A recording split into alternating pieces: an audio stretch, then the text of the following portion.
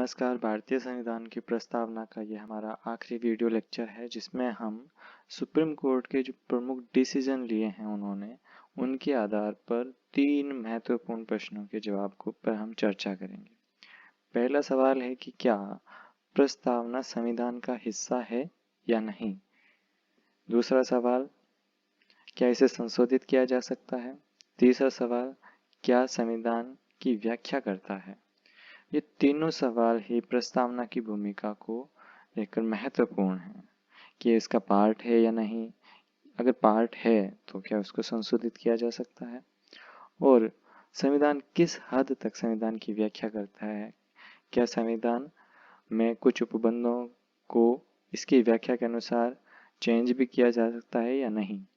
तो हम एक एक सवाल का जवाब ढूंढते हैं। सबसे पहले ये सवाल रेज हुआ था कि क्या ये संविधान का हिस्सा है या नहीं। तो एक केस हुआ था बेरुबारी यूनियन वाद 1960 में। उसमें कहा गया था कि यह संविधान का भाग नहीं है। इसे हम पुस्तक के पूर्व परिचय के रूप में देख सकते हैं, जो कि एक शो पीस की तरह होता है और वो बताता है कि इस पुस्तक में क्या लिखा हुआ है, लेकिन इसे हम एक पार्ट के रूप में नहीं देख सकते।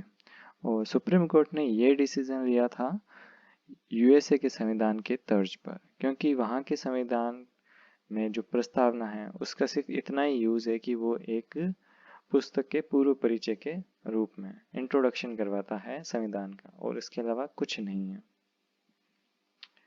उसके बाद में एक केस हुआ था सज्जन सिंह बनाम राजस्थान सरकार। उसमें भी इसे भाग नहीं माना गया। उसमें यह कहा गया था कि ये कभी औपचारिक भाग तो नहीं मान सकते, लेकिन इसे जो विधि निर्माता थे यानी कि जो संविधान सभा के सदस्य थे उनके मस्तिष्क की कुंजी है, लेकिन जिस रीति से इसे अडॉप्ट किया गया तो उसे हम एक इंट्रोडक्शन ही मानेंगे, ना कि एक फॉर्मल पार्ट। उसके बाद में एक आता है सबसे महत्वपूर्ण केस, केशवानंद भारती बनाम केरल राज्य 1973 का, जो एक बहुत बड़ा बदलाव लाता है, जो अभी तक के सारे निर्णयों को पलट के यह कहता है कि ये संविधान का भाग है। तो सुप्रीम कोर्ट ने यह भी स्वीकार किया अभी तक जो हमने डिसीजन लिया है उनमें यह एक हमने महत्वपूर्ण अनदेखी की है।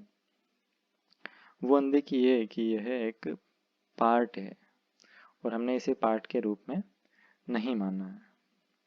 उसके बाद में केस हुआ था LIC केस 1995 में।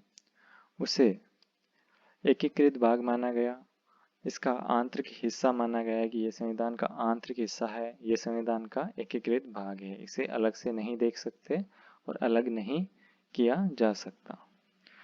तो अब बात यह हो गई कि यह संविधान का हिस्सा तो है, तो संविधान के बाकी हिस्सों की तरह क्या इसे भी संशोधित किया जा सकता है। तो बात करते हैं केशवानंद भारती केस की। इसमें एक चीज नई व्याख्यात की गई थी कि सुप्रीम कोर्ट ने यह कहा कि संविधान का भाग तो है और इससे अनुच्छेद 368 के तहत संशोधित किया जा सकता है, लेकिन केवल मूल ढांचे को परिवर्तित नहीं किया जा सकता। इसके अलावा आपको जो भी चेंज करना है वो अनुच्छेद 368 के तहत चेंज होगा। अब इस व्याख्या को भी एक संज्ञा दी गई है कि प्रयोज्य या रचनात्मक व्याख्या, क्रिएटिव डिस्क्रिप्शन। सुप्रीम कोर्ट ने कहा है कि जब ऐसा कोई प्रावधान नहीं हो, प्रस्तावना और संविधान के मध्य सद्भावना स्थापित करने के लिए संशोधन किया जा सकता है। मतलब मूल ढांचे से हटकर अगर हमें ऐसा लगे कि संविधान और प्रस्तावना के बीच में कोई अलगाव ना हो, उन दोनों की सद्भावना बनी रहे, इसके अकॉर्डिंग संशोधित किया जा सकता है। जैसे कि बाद में पंथ निरपेक्षता और समाजवाद हमने ऐड किया, तो वो संविधान और प्रस्तावना के मध्य की सद्भावना को बढ़ाता है, क्योंकि समाजवाद और पंथ निरपेक्षता के काफ़ी पहलू उपबंधों में पहले से ही नज़र आ रहे हैं, और अगर उन्हें संविधान की प्रस्तावना में ऐड करें तो वो उनको अच्छी तरह से क्लेरिफाई करते हैं, ना कि उनका विरोध करते हैं। और इस रचना का कारण यह है कि संविधान सभा ने सद्भावना स्थापित करने के लिए ही इसे आखिर में स्वीकृत किया था। सद्भावना का मतलब यह होता है कि प्रस्तावना और संविधान के उपबंध एक दूसरे के विरोधी न होकर एक दूसरे के पूरक के रूप में काम करें। तो इसे सबसे लास्ट में इसीलिए अडॉप्ट किया गया था कि संविधान के सारे उपबंधों में से किसी का यह विरोध ना करे, बल्कि यह उनकी अच्छे से व्याख्या करे।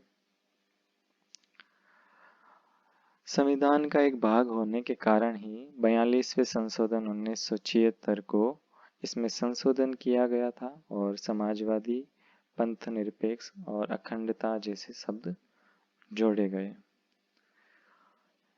अब बात करते हैं कि क्या इसके कारण किसी उपबंध में चेंजेस किया जा सकता है। अभी तक हम बात कर रहे थे कि क्या प्रस्तावना को चेंज किया जा सकता है। अब बात करते हैं कि प्रस्तावना की व्याख्या के अकॉर्डिंग क्या किसी उपबंध को चेंज किया जा सकता है।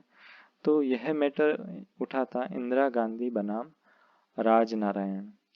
राजनारायण जो हारे थे, उन्होंने इंदिरा गांधी के खिलाफ हाईकोर्ट में केस दाखिल किया था, जिसमें इंदिरा गांधी दोषी पाई गई थी। तो इंदिरा गांधी ने यह किया कि सुप्रीम कोर्ट का सहारा लेकर ऐसे उपबंध बनाना चाहते थे कि जो चुनाव संबंधित कोई भी चीज हो उस पर सुप्रीम कोर्ट कोई दखल अंदाजी ना दे।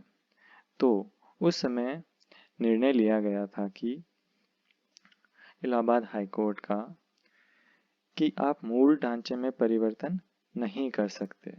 मूल ढांचा मतलब भारत हमारा लोकतांत्रिक और गणराज्य देश है, तो इस डेफिनेशन को आप कभी भी चेंज नहीं कर सकते।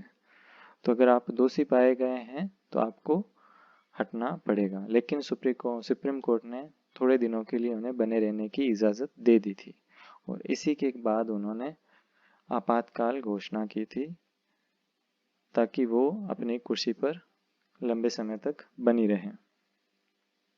तो इसमें हमें इस डिसीजन से ये देखने को मिला कि प्रस्तावना के कारण किसी भी उपबंध में चेंजेज नहीं किया जा सकता। अब बात करते हैं कि संविधान की व्याख्या किस हद तक कर सकता है प्रस्तावना। तो ये केस हुआ था A.K. गोपालन विवाद 1950, बेरूबारी विवाद से भी पहले। उसमें यह मांग की गई थी कि प्रस्तावना को संविधान के लिए व्याख्या में महत्वपूर्ण जोड़ना चाहिए। मतलब बात है 1950 की। अभी हम पहले पहुंचे थे 1973 के बाद में, जब इसे भाग मान लिया गया। ये बात है जब संविधान बनने के बाद की कि इसे आप संविधान की व्याख्या करने के लिए जोड़ा जाना चाहिए और संविधान की प्रस्तावना के प्रकाश में ही व्याख्या होनी चाहिए। तो वहाँ तक सिर्फ प्रस्तावना का शक्ति यहाँ तक बढ़े कि आप इससे व्याख्या कर सकते हैं। और कब कर सकते हैं? जब कोई उपबंध द्वंद्व व्याख्या प्रदर्शित करता है, मतलब जब कोई प्रावधान एक से अधिक अर्थ प्रदर्शित या अर्थ दर्शाता है, तब आप स्पष्टता के लिए प्रस्तावना की व्याख्या का सहारा लेंगे। केशवानंद भारती विवाद, जिसमें यह माना गया था कि संविधान का पार्ट ही है प्रस्तावना, उसमें यह कहा गया था कि प्रस्तावना संविधान की मूल संरचना में समाहित है और संविधान की व्याख्या प्रस्तावना के आदर्श विचारों के अनुरूप ही होनी चाहिए। यहाँ पर तो सजेशन था, लेकिन यहाँ पर थोड़ा स्ट्रोंगली कहा गया था कि सभी उपबंधों की व्याख्या प्रस्तावना के आदर्श विचारों के अनुसार ही करनी चाहिए। तो ये हमने देखा कि यह भाग है, ये व्याख्या करने योग्य है, यह न्याय योग्य नहीं है और इसके अनुसार उपबंधों में चेंज नहीं किया जा सकता। मतलब संविधान के उपबंध चेंज नहीं किए जा सकते। प्रस्तावना में संशोधन किया जा सकता है, लेकिन प्रस्तावना को आधार मानकर किसी उपबंध में नहीं किया जा सकता। तो यह हमारा सार निकला कि प्रस्तावना की भूमिका क्या रही। और इस चीज को हमने पहले भी देखा था कि संविधान की प्रस्तावना कोई शक्ति का स्रोत नहीं है और ना ही ये किसी की शक्ति छीनती है।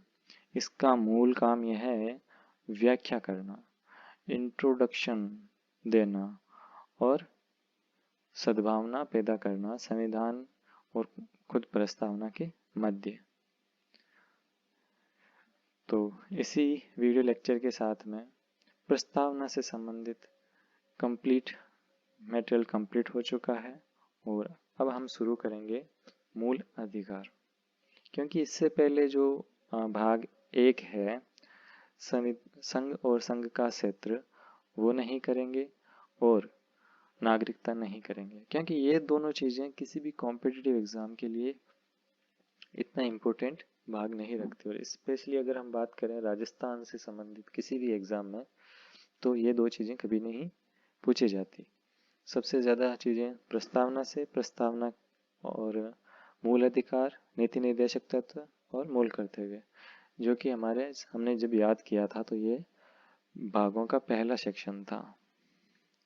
चलिए मिलते हैं अगली क्लास में, और हमसे जुड़े रहने के लिए आप सब्सक्राइब कर सकते हैं, और आपको अगर वीडियो पसंद आता है तो इसे लाइक भी कर सकते हैं। धन्यवाद।